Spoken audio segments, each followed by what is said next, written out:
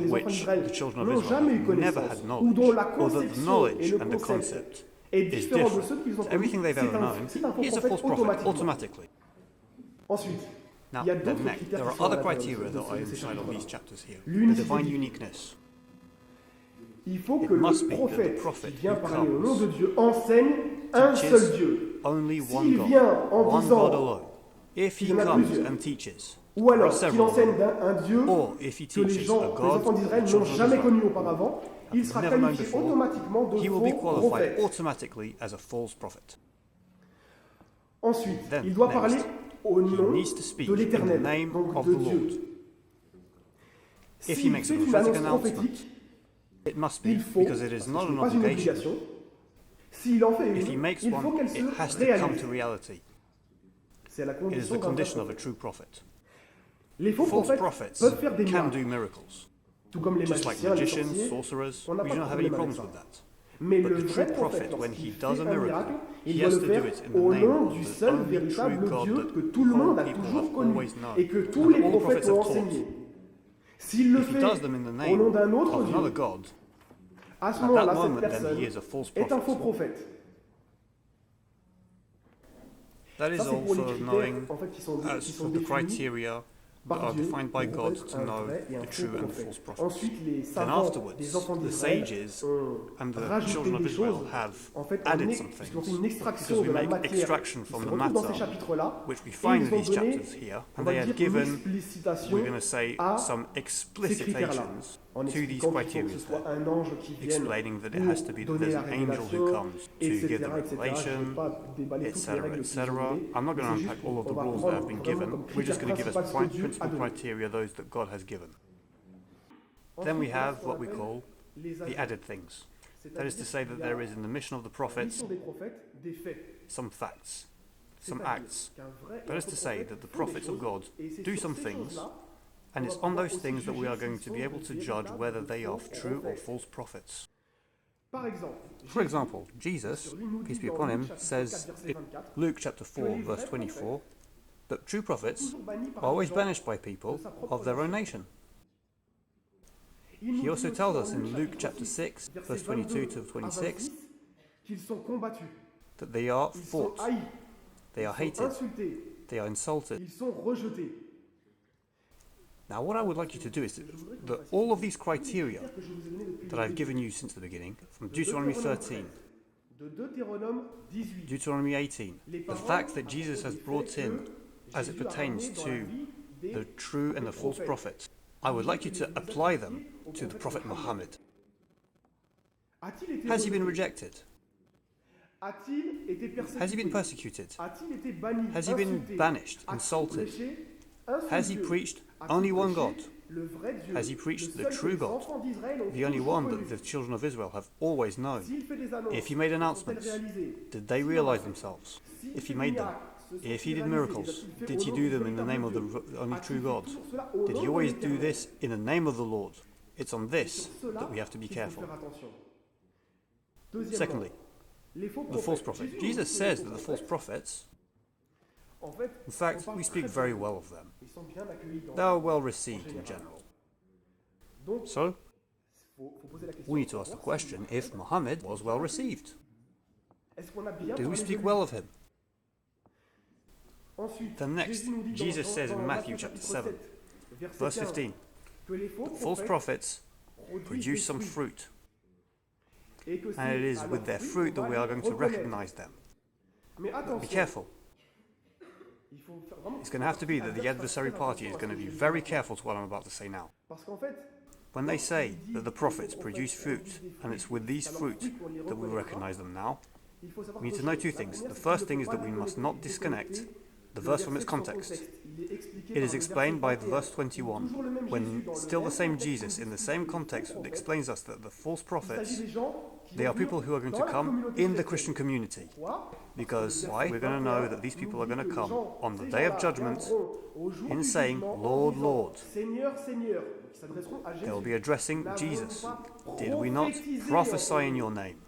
Did N'avons-nous we pas not fait make des miracles miracles in en your ton name? nom? So, and Donc, Jesus will Jésus les reject. rejettera en disant, je ne vous I ai never pas knew connu, you, vous qui you who pratiquez practice l'iniquité. iniquity. So in fact, Donc, en if fait, you si will, vous voulez, les faux prophètes, the false du prophets, verset 15, ce sont les faux the false prophètes de la prophets, communauté they are the false chrétienne qui prophets allaient of the apparaître. Christian community Et who ça, are les going to commentateurs appear, chrétiens and that the Christian sont tout à fait d'accord commentators sur la question, are absolutely en in disant, agreement on en the question, priorité, in saying that in priority Jesus was aiming for the scribes and the Pharisees, that is to say the Jews of his day, but then afterwards it was going to be the Christians who were going to come. Well, in fact, the false Christians, because it's false prophets. So in fact, the fruit is the same thing. But we must differentiate between what you call a bad fruit and between what God considers to be a bad fruit. Why? Because if you come and tell us that the Prophet Muhammad made war, and it's a bad fruit. If it's to say that the Prophet Muhammad committed murders, then that's a bad fruit. If it's to say that he did slavery, it was a bad fruit. That he did some female captives in war, it's a bad fruit. That he was polygamous, it's a bad fruit. I could add, well, the list is very long. So, in general, only the attacks that we make on Muhammad. I just want you to concentrate on this. Are these things a bad fruit? Maybe for the adversary party, they are really bad fruits. But now there's going to be a problematic. That every fruit they are going to utilize is automatically going to be reflected as a mirror on the fruits of the true prophets of God in the Old Testament. So that means that if you disqualify Muhammad on these things here as a false prophet, know that you are going to disqualify automatically all the prophets that God has sent that you consider to be true prophets. So in your intervention, be very careful. In fact, you are on a line. The slightest false step could make you fall into hypocrisy. Why? Because Jesus, it's not me who says it, it's him who says it. In Matthew chapter 7, verse 1 to 5. When he says, well, in fact it's in the parable of the straw and the beam, who says, why do you want to take out the straw that's in your neighbour's eye when you yourself have a beam coming out of yours? First take out the beam that is in your eye, then you will be able to go towards the straw that is in your brother's. You will be measured with the measure with which you measure. Do not judge if you do not want to be judged. And Jesus speaks of hypocrisy here. When he talks about this beam, he affirms about this person that he is a hypocrite. And so if the adversary party comes and throws one of the ambiguities that has been said about Muhammad, that they know from which and already are disqualified by Jesus by being hypocrites. Why? Because the true prophets of God that have been glorified in the New Testament and in the Old, blessed by God, have all done these things. And if you like us to debate, we will see the veracity that everything that you want to allege as it pertains to Muhammad are true or false. So that's why I tell you, be very careful. If you want to come with these things to disqualify Muhammad, know that it is like pouring water on the back of a duck. It is no use for anything. And if you come to do these things there, know that I am going to have to start up the operation to fry the fish in its own grease. That is to say that I am going to drown you with the very same fruits with which you accuse Muhammad on some true prophets. And they have been told as being true prophets of God. I'll give you an example. David, peace be upon him. What did he do? He massacred a lot of people. We can count up to 100,000 people in the Old Testament. David, that person there, committed murders. He took captives. He took captive women. He took booty, done slavery, concubines, polygamous, etc. I could add many, many things. But those are the things with which you accuse Prophet Muhammad and say that he's a false prophet for those things. All of the videos that you do on the internet and the articles, you do them in this sense. Know that the Lord refutes you. Absolutely. How? In 1 Kings chapter 15 verse 5, it is said that David has never committed only one sin against the Lord, only in the case of when he killed Uriah. If you would like us to develop this question, there's no worries, because the Bible, in teaching us that David has done those things there, has committed no sins. He only committed one sin, and it was that one. So for God, he was not a false prophet, he was a true prophet in committing these things. But now I think, if David committed those things, and was a true prophet, we're going to apply this to all the prophets. That is to say that if he's accomplished these things there, they are not false prophets, and they have not sinned. Why? Because the goal of a messenger and a prophet is to make the application of the law of God on the earth. They had the Torah from Moses to Jesus, and in that Torah there is the word of God of Jesus according to you. No. You should know, if you're Christians and if you have at least read the first 5 books of the Bible, that Jesus commands to practice slavery. That Jesus commands to kill the apostate. Jesus commands to go and wage war. Yeah, the jihad. Yeah, we can say so. And it's what? In the Sharia of Moses. In the law of Moses. He says that we can take several wives. There's no problem. If you want to talk about the references, we can talk about that later on. There's no worries, I can give you everything. Slavery, concubines, all of that is in the law of Moses. Messengers have applicated the law of God. So, in applicating the law of God there, they have only followed the orders of the Lord. If you disqualify Mohammed for practicing these things that even Jesus commands, well, you're going to have a huge problem. And you mustn't tell us, oh yeah, but with Jesus it's the New Testament, it's a new law. No. That's not the debate.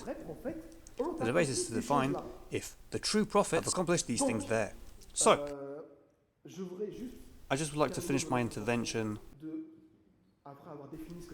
after having defined what are the criteria of a prophet are the announcement that have been made in your texts about Muhammad. The Quran says in the Surah 7, verse 157, that the believers follow, so as it pertains to the people of the book, follow the messenger, the prophet of the nations, and not the letter prophets, as it said in certain versions, the prophet of the nations that have not received the book, nor revelations, and that are part of the nations that are the Goyim, that are pagans, the pagan nations, that says that there is an announcement in the Torah and the Gospel about Muhammad. I have seen all of the Muslims, and I have seen all of the preachers fall on their face about this question there. There is not a single one to catch the other. They all try to look for Muhammad everywhere in the text of the Torah. There's a problem because, they try to find the name of Muhammad. In fact, in every place. No. A prophecy is something that's mysterious. We need to search our heads a bit. Otherwise it'd be too easy. Why did it say Muhammad, the son of Abdullah, is going to come out of Mecca in the Bible? That's going to exist nowhere. The prophecy is very simple. You take Genesis 17:20, and that is something, for my part, every single time what I've taken out, whether it be to priests, pastors, or just general any people, they have never been able to answer the question. Genesis 17:20 is the announcement of the Islamic nation that's going to come out, where it is said, in fact it's a promise to Abraham, and about Ishmael, that from him will come a great nation. This great nation, there are only 4 people that have been called a great nation in the Old Testament. The children of Israel, the Ishmaelites, the great nation that are going to come out of this big thing there. There are the Medo-Persians, and there's the Babylonians. Only 4 have been called that. And they were empires. They were big nations. The question I'm going to ask to David and Alex is that historically, biblically, where do we find the realization of this promise? If it is not with the apparition of Muhammad and of Islam in the 7th century. It exists nowhere. And in fact, the biggest rabbinic authorities have recognized that it is with Muhammad that it appears. The Jewish commentators. If you like, later we'll talk about it, but it's just to say to you that yes, Genesis 17:20 has found its accomplishment, not in Genesis 25, like they're going to want to tell us. No, it was the grand rabbinic authorities that interpret. To tell us that it is with Muhammad and the Islamic nation that the realization of this promise arrives. So, there you go. That is the answer that I would like from David. Alex, they tell us, except with the arrival of Islam, where is the realization of Genesis 17:20 throughout history and throughout the biblical text?